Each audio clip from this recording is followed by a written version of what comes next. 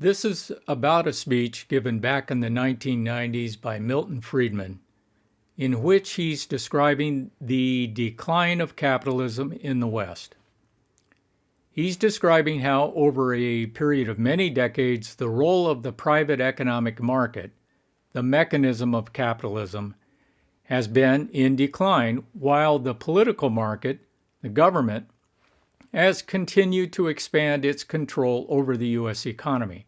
And he defines this as a system-wide move toward inefficiency, as starving the market that has been working and feeding the market that has been failing.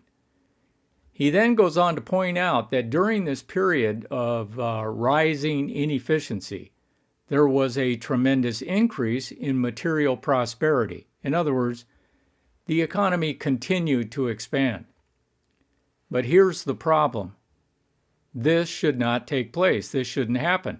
Friedman is well aware that long-run economic growth cannot take place on the basis of inefficiency, on the basis of higher total cost.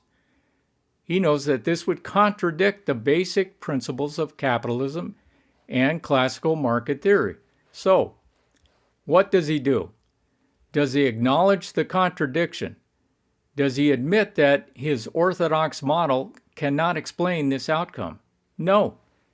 He simply pushes the facts aside and attempts to reclaim victory for capitalism, for the efficiency of capitalism. He does this by arguing that the main cause of the tremendous increase in wealth and economic growth is the mechanism that has been steadily losing economic ground, the starved and diminishing power of the private market. Let's hear from him.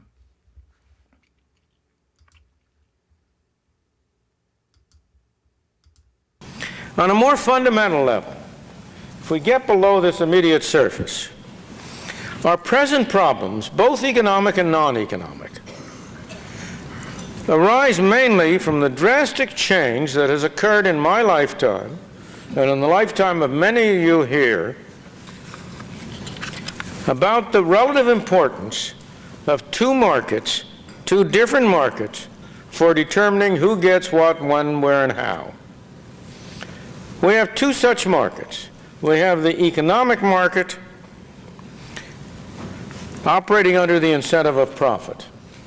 And we have the political market operating under the incentive of power.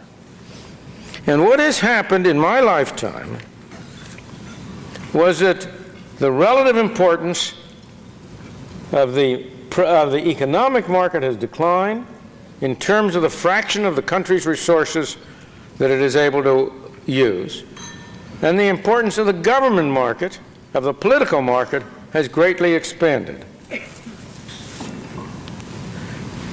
To summarize, but I want to go on at a little greater length, but to say in advance, what we have been doing in my lifetime is to be starving the market that has been working and to be feeding the market that has been failing. And that's essentially the story of the last 50, 60 years. The world was very different when Rose and I were growing up. We are in the process of trying to write our memoirs, and that has led us to go back and think and relive our youth. And we are struck enormously by how different the world is. We are far wealthier today than we were then, but we are less free, and we are less secure. Economically, we've done enormously well. What about the output? Consider the private market first. And there has been an absolutely tremendous increase in our living standards, almost entirely due to the private market. Truly a revolution has occurred in our material standard of living, and a revolution that has occurred almost entirely through the private economic market. Okay. What's significant about this is what Friedman fails to mention. What he leaves out is an explanation of how capitalism all of a sudden went from losing to winning. In other words, how the whole economic system was suddenly able, magically, to go from inefficiency, from higher total cost, to a system of efficiency, to lower total cost. So by offering no explanation for this change, he's really being misleading. Now here's what he's really saying. Here's the implication of Friedman's speech. Whether the economy is efficient or inefficient is unimportant.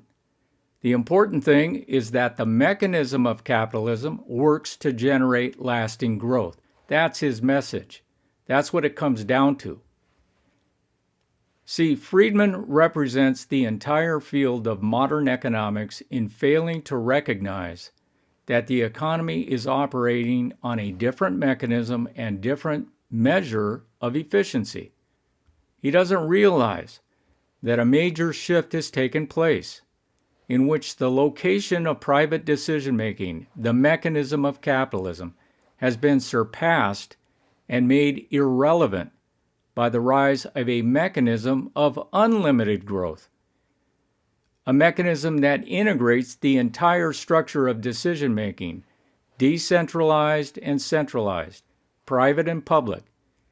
It integrates and utilizes this decision structure to reach a state of zero information costs, to reach absolute efficiency in the economy.